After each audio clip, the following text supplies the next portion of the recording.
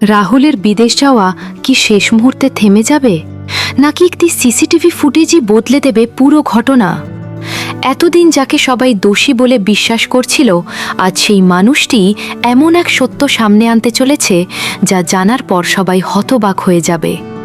তাহলে কি এবার প্রকাশ্যে চলে আসবে আসল ষড়যন্ত্রকারীর মুখ, নাকি শেষ মুহূর্তে আবারও ঘটবে নতুন কোনো চমক? আজকের পর্বে রয়েছে একের পর এক অবিশ্বাস্য টুইস্ট, তাই ভিডিওটি শেষ পর্যন্ত দেখুন, কারণ শেষের দিকে এমন একটি সত্য প্রকাশ পাবে যা পুরো গল্পের মোড় ঘুরিয়ে দেবে। বিদেশে যাওয়ার জন্য সব প্রস্তুতি শেষ করে ফেলেছিল রাহুল। তার মনে তখন একটাই সিদ্ধান্ত, এই শহর, এই অভিযোগ আর এই অপমান থেকে যত দ্রুত সম্ভব দূরে চলে যেতে হবে। কারণ তার বিশ্বাস সবাই এখন তাকে অপরাধী হিসেবেই দেখছে। নিজের নির্দোষিতা প্রমাণ করার আর কোনো পথ নেই বলেই সে মনে করছিল। ঠিক সেই সময় সেখানে পৌঁছে যায় রাহি। সবার সামনে দাঁড়িয়ে সে রাহুলকে থামিয়ে দেয়। মুহূর্তের মধ্যেই চারপাশে উত্তেজনা ছড়িয়ে পড়ে।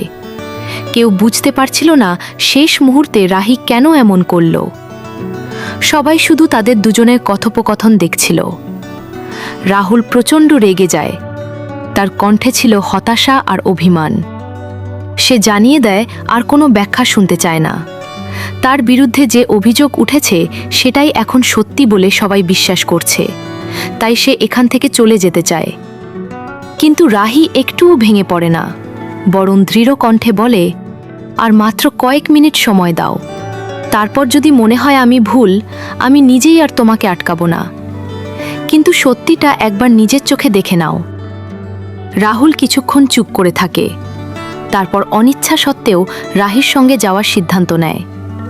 কিন্তু সে জানত না সামনে সামনে এমন এক সত্য অপেক্ষা করছে যা শুধু তার ধারণাই নয়, পুরো ঘটনার ছবিটাই বদলে দিতে চলেছে। অন্যদিকে দূর থেকে সবকিছু দেখে জিয়ার মুখের রং বদলে যায়। তার মনে হতে থাকে সত্য যদি প্রকাশ পেয়ে যায় তাহলে আর